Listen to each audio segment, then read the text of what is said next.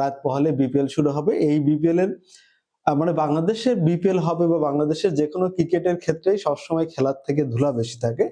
এই বিপিএলটাতেও নানা গুঞ্জন ছিল যে অনেক কথা ছিল, কিন্তু বাংলাদেশের যে নতুন যে ক্রিকেট বোর্ডের চেয়ারম্যান আমিনুল ইসলাম বুলবুল বলেছিল যে আমি একটা টি-20 ইনিংস খেলতে আসছি, কিন্তু টি-20 ইনিংস খেলতে আসে উনি খেলতেছে আসলে টেস্ট ইনিংস। সেই টেস্ট ইনিংসের বড় একটা ব্যাপার ছিল এবার একটা সফল বিপিএল আয়োজন করার। ধরেন এই ভিডিওর এই আলোচনার শুরুতে একটা কথা বলি, ধরেন খেলা শুরু হবে আগামীকাল, অর্থাৎ রাত পোহালেই খেলা শুরু হবে। এই শুরু হওয়ার আগে আপনি কয়জন অধিনায়কের নাম জানেন? যে বাংলাদেশে যে ফ্র্যাঞ্চাইজি লিগের ৬টা দলের খেলা হবে সেই দলের কয়জন অধিনায়কের নাম জানেন? সেই ৬ জন প্লেয়ারের কি অফিসিয়াল ফটোশুট হয়েছে? হয়নি। আগামীকাল উদ্বোধন হবে, ছোট করে হোক আর যেভাবেই হোক। নানা প্রতিকূলতা ছিল, বাংলাদেশের রাজনৈতিক প্রেক্ষাপট ছিল, অনেক কিছু বিষয় ছিল। তারপরে কি আসলে ৬ জনের ফটোশুট হয়েছে? হয়নি। বাংলাদেশের সবচেয়ে বাজে একটা বিপিএল হয়েছিল গত আসরে।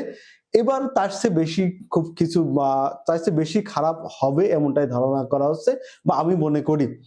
বাংলাদেশের জন্য বাংলাদেশের ক্রিকেটের জন্য বিপিএল একটা লজ্জাকর জিনিস বা একটা লজ্জা। এখন পর্যন্ত যে বিষয়গুলো দেখেন, আজকে ঠিক আগের দিন যে বিষয়গুলো হলো সেটা হচ্ছে চট্টগ্রাম রয়্যালস এর কয়েকদিন আগে থেকেই একটা গুঞ্জন ছিল যে চট্টগ্রাম রয়্যালস এর প্লেয়াররা নাম উইথড্র করছে বা প্রত্যাহার করছে। তার মধ্যে ধরেন অ্যাঞ্জেলা ম্যাথুজের নাম আমরা জানি, পল স্টার্লিং এর কথা জানি, আবরার আহমেদ, পাকিস্তানের আবরার আহমেদ আসার কথা ছিল, সেও আসবে না। এমন অবস্থা যে চট্টগ্রাম রয়্যালস এর এখন পর্যন্ত কোনো বিদেশি প্লেয়ার মানে আপাত দৃষ্টিতে ভালো মানের কোনো বিদেশি প্লেয়ার নেই। তার মানে সেই চট্টগ্রাম রয়্যালস কি বললো যে আমরা ঠিক একটা টুর্নামেন্টে ঠিক আগের দিন বলে যে তারা আর্থিক সংকটের কারণে তারা দল চালাতে পারছে না, যার ফলে সেই দায়িত্ব বিপিএল নিল। তারপরে কি হলো, দিনের আরেকটা নাটক শুরু হলো, সেটা হলো যে খালেদ মাহমুদ সুজন এবং তালহা জুবায়ের যারা দায়িত্বে আছে নোয়াখালী এক্সপ্রেসের, আবার সেটাকে ম্যানেজ করে নিয়ে, যে জিনিসটা হচ্ছে যে বাংলাদেশের যে কোনো জিনিসই হয় সেটা হচ্ছে ম্যানেজ করে নিয়ে, সেই ম্যানেজ করে নিয়ে আবার তারা মোটামুটি আলোচনায় আসলো বা তারা টিম খেলবে এবং তারা প্র্যাকটিসে আসছে। পরে খালেদ মাহমুদ সুজন কি বলল যে এটা ভুল বোঝাবুঝি হয়েছিল বা মিসবিহেভ হয়েছিল। মানে একটা জিনিস ঘটতেই পারে, আপনি মিসবিহেভ করলেন বা আপনার রাগ অভিমান থাকতেই পারে, সেটা কি আসলে ক্যামেরাতে আপনার দেখাইতে হবে?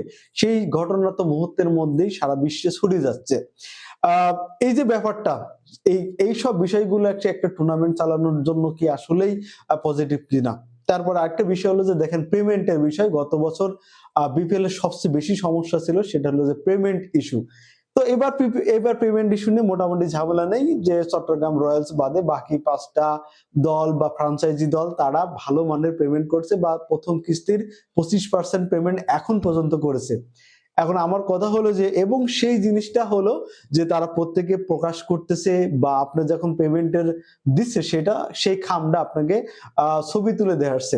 আমার কাছে মনে হয়েছে যে এটা একটা ফকিন্নি মার্কা একটা লিগ, যেই বা একটা টিকটক এর ছাত্রীরা যে জিনিসটা করে যে আপনি একজনকে 25% পেমেন্ট দিচ্ছেন, সেটা আপনি ছবি তুলে সেটা মিডিয়া কভারেজ করতেছেন। একটা পাড়ার টুর্নামেন্টও এরকম হয় না, বা শহর অঞ্চলে পাড়া মহল্লায় যে টেপ টেনিস একটা টুর্নামেন্ট হয় যেখানে নিলাম হয়, তাদেরও টাকা মনে হয় এভাবে দেওয়া হয় না, যেটা একটা বিপিএল এর মতো টুর্নামেন্টে হচ্ছে, এবং সেই বিপিএল এর 12তম আসর বা এই যে এত বছর ধরে একটা টুর্নামেন্ট চলে সেই টুর্নামেন্টের এত বাজে অবস্থা, এত মানে নিজের বলতেও খারাপ লাগে। সারাদিন কত ধরনের নিউজ দেখতেছি, বিদেশি প্লেয়ার আসতেছে না, কে আসবে কে যাবে। একটা টুর্নামেন্ট আমার কাছে কেমন যেন হাস্যকর একটা ব্যাপার হয়েছে বা বাংলাদেশ ক্রিকেটের একটা লজ্জাকর।